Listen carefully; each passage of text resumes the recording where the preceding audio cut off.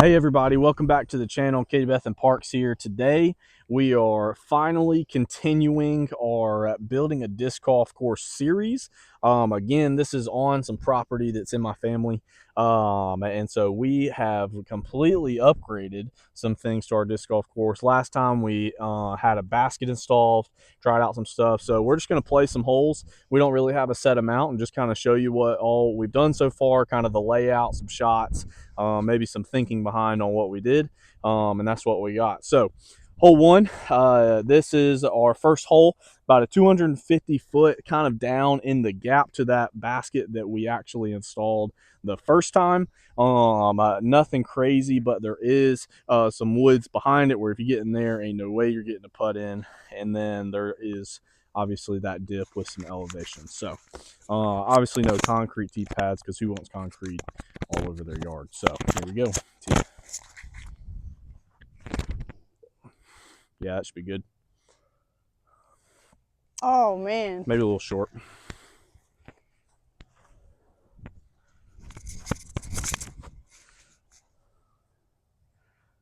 Wow, K-Beth, best FPO player there is, I'm telling you.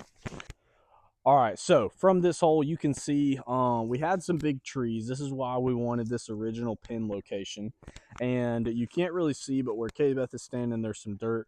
That's where there was a bunch of logs and stuff from before the hurricane that we actually cleaned up. And this is actually a really nice area. From behind the basket, there's probably 12 feet until there's some super thick woods. So obviously I like this location for distance control. And then obviously we're coming from different locations. So there's actually a fence that will play as hazard and OB on some holes coming back towards this way, like this way. And then obviously we play some holes from that way that gives just a slightly different angle.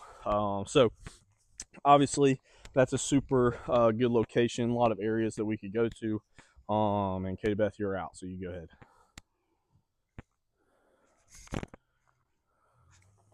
Nice and close. Boom. And these baskets, we have 3 of them so far. One's actually coming in, so we'll actually get to do another update on the course, to where we actually have these Doomsday baskets.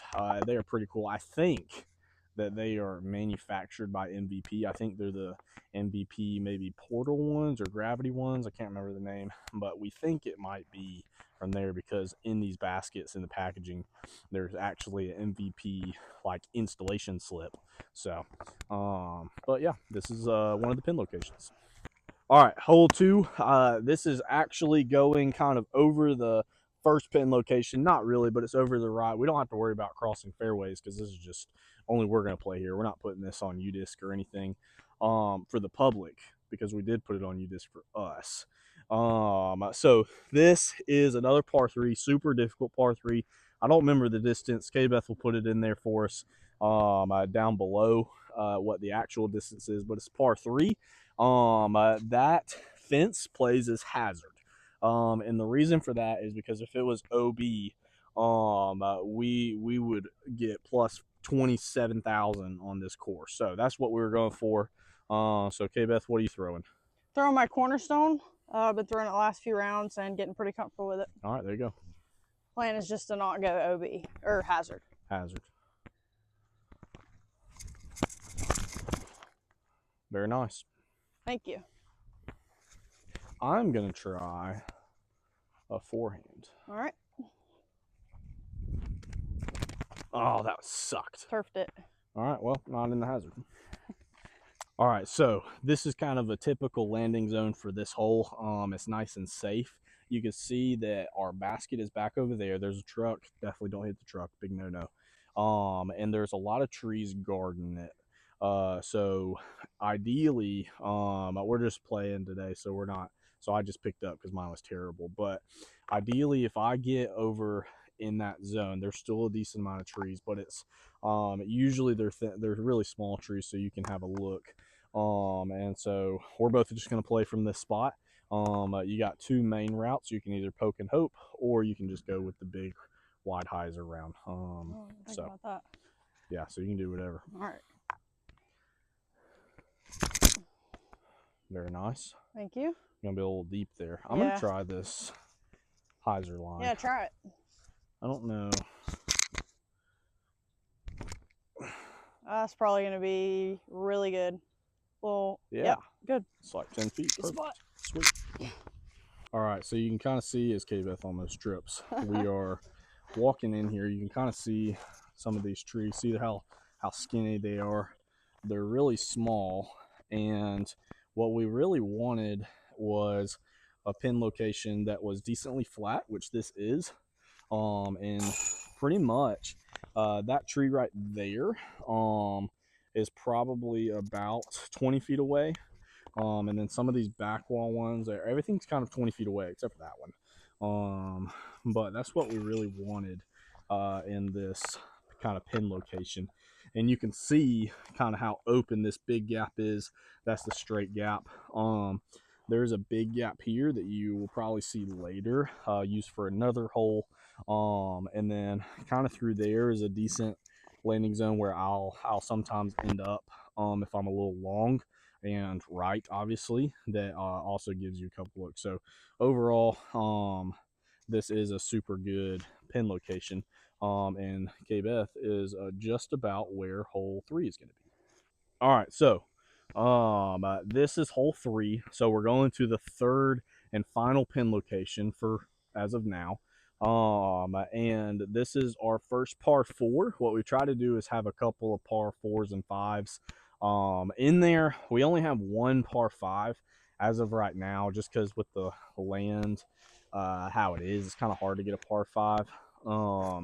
But this is a good par 4. You can kind of see that there's this big wide area fairway. There's a pond to the right, which is really nice. Got some water pressure there, and there's also a pool in the house. So you definitely don't want to hit the house, and obviously pool is OB, no hazard, unless you want to swim and throw. That's fine too, I guess. We'll make it hazard if somebody wants to do that. But yeah, so this is a par 4. Again, not sure exactly how far it is. I think it's probably 500 something feet. But there is some uphill, which you'll see probably on our second shot if we get a good tee shot. So K-Beth, you go first. Okay. What are you throwing there? Is that your H4? H4. All right, let it rip. Don't throw it in the pond. I was about to say it's gonna attract the water.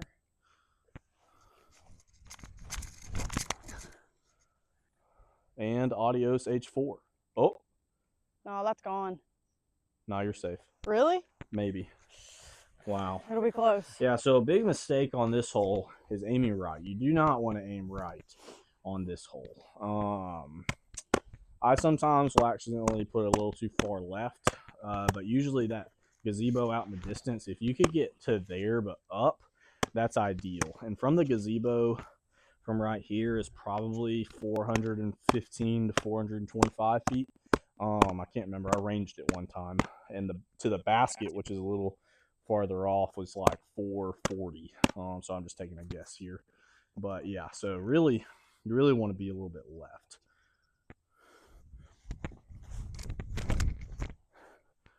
That's Just good. like that. Oh, it's probably a little straight. And I hit the gazebo, which is not a good spot, but oh well. All right, so this is not where I landed. I hit the gazebo, but this is the ideal landing zone. Probably the furthest back of what's ideal. And you really want to be kind of up near the well. That's pretty solid right there. And you can't really tell on camera, but this is slightly uphill, so it makes the run up a little awkward. We're in South Georgia, not a ton of elevation, but for us, this is like climbing a mountain. So really just want to get a forehand. I don't know if you can see the basket, but there is some hay bales up there, and a trailer right now that gets moved pretty frequently, so it's not always there. And then there's pigs on the right. And we'll show you a little bit more when we get up there. But this is kind of the ideal spot for what we're doing.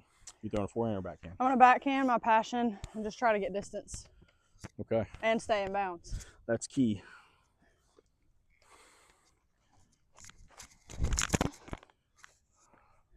Well, I got distance, just not the right way. Yeah, that's probably like 45 feet. I'm throwing a Raptor. I usually will throw a zone if I'm further up. But I really don't want to be short because there is a big tree. in the way if you are short, which is kind of annoying. Some low-hanging branches. So it really is. There's a hammock up there. If you can get the hammock, golden. Oh, and man. that's in the pigs. Hit the fence. Scare the pigs. Play the land. All right, so KBeth's pin high. She's probably like 40 feet. Again, we're just playing today. I hit the fence. Ooh, kind of bent the fence. There's all the pigs. I don't know if you can see them. But you can see there's this tree right here that kind of stops you from just hyzering in because, believe it or not, these trees are closer together than they look up top. Just because of the branches and stuff. And so if you try to hang it really wide, you're probably going to drop in the pig pen, which pig pen's always OB. And I would say that that's probably one of the struggles for, being somewhere that doesn't have a disc golf course really around it. And we're super blessed to have this land that we can, put baskets on and kind of make up our own course.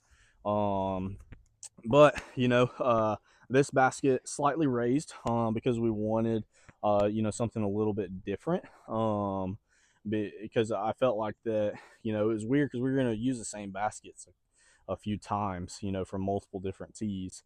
And I think that having a raised basket probably once or twice on the course is good. We could do it a little more, which is fine. But yeah, so usually we're very generous here. I don't like being that close to the pigs because sometimes they'll spit on you or kick a little poop up on you. It's disgusting. But I'm probably 35 short here. So gonna go ahead and practice for that new rule: no step putts inside C2. All right, you putting from there too? Yeah. Oh, that's close. Silly. Yeah. So I putt with a Bleak. KBeth putts with a Luna that we got. Actually went with Champions Cup for our spring break last year. Well, last school year, still this year. And I like a little bit more of a neutral putter and definitely something that's a little bit more kind of neutral and shallow. KBeth really likes her Luna. She likes that. Feel of it. Yeah, kind of the feel. This is a group. Yeah, this is definitely a softer putter.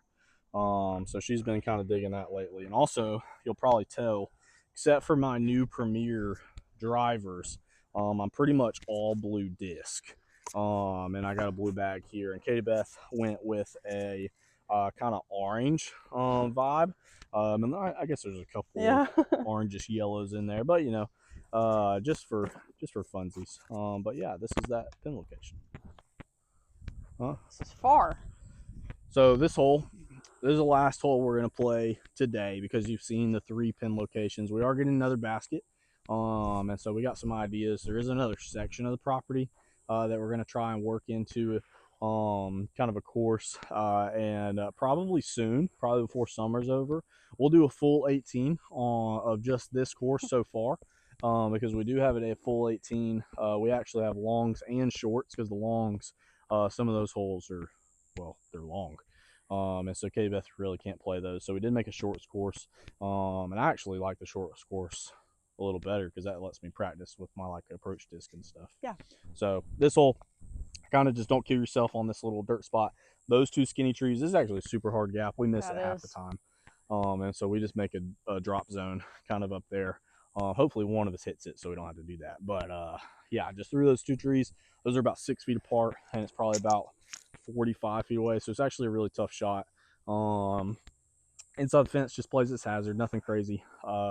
And then you really want to get, it looks longer than what I think it plays as. Probably looks about 250, maybe 275, probably plays like 230. So usually a good putter shot, maybe mid-range if a little scared. I think I'm going to throw. What are you throwing? I'm throwing my Truth. Okay. So and I thought about tomahawking, but I'm just going to send it. Oh, you would so miss the Mando. Oh, yeah. Good shot. That's in the hazard, though. That's fine. I'll take that. Well, it's a stroke either way. I'm going to throw my M5. Last time I threw this, I hit the gap. So it's more of a confidence thing, I think. But it is hard to not go long. And I'm not very good at throwing super understable disc, and this kind of gets squirrely on me. So we'll see. RIP to your M5.